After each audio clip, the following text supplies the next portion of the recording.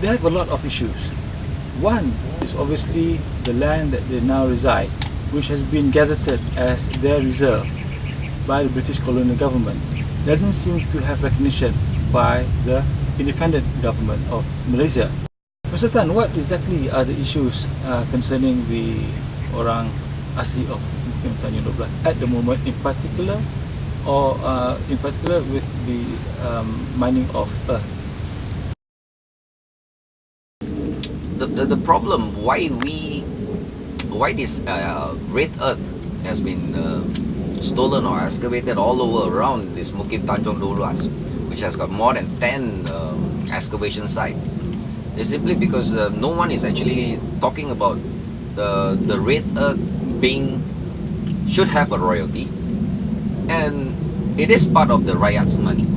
It's not, the Aslis are not claiming that this red earth of the sand mining, the royalty should goes to the Asli, but in general, the properties, the minerals belongs to the country. And belongs to the country means the Rakyat has got the rights to call on the shots.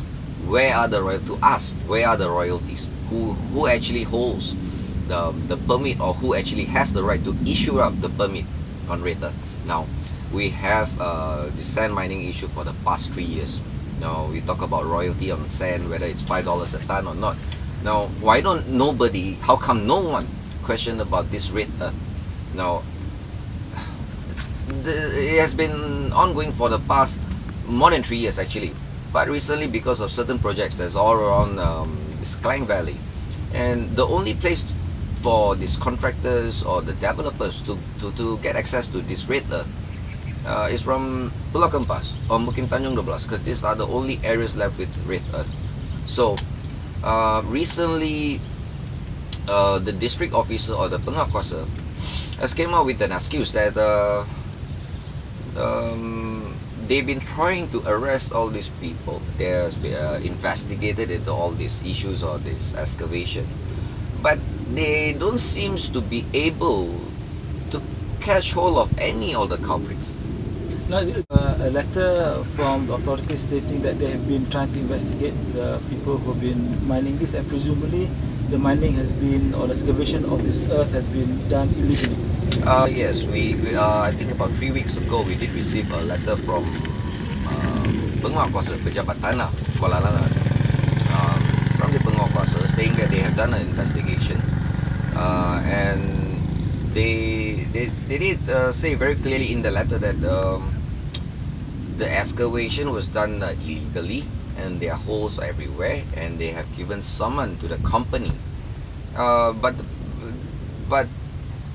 when the letter was when we received the letter, it was very much questionable, because what we complain about, it's about a kilang batu bata, a brick factory that's been operating illegally, and they claim that they own this land with the status of Perindo Strand. Now, this particular lot is right in the middle of the forest reserve. Now, I cannot find any part of the land code or the constitution or any law that says that you can convert a land right in the middle of the jungle. And in the reply of this penguasa from PDD, in a way they changed the lot number. Whichever land, the vicinity that we complained about, where the excavation took place, they kind of switched the whole story around, and they claim that it's under a different lot, under a different company, and when we questioned what happened to the permit, they just kept quiet. Mr. Tan, when was this area, Mukim Tanjung 12, gazetted as an asli reserve, and has it been mapped where this area is clearly shown as a reserve? And you mentioned about special privileges of the orang asli. Is there documentation to say that there are special privileges for the orang asli? We hold a forest reserve of 17,900 acres, and under this gazette, there are special privileges for the orang asli.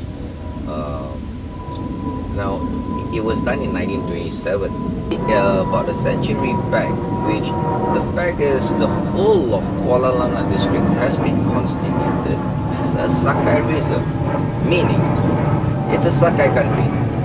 So, when you look at this 17,900 acres of forest reserve, of course, 90 years ago, the orang asli don't live in the bandar.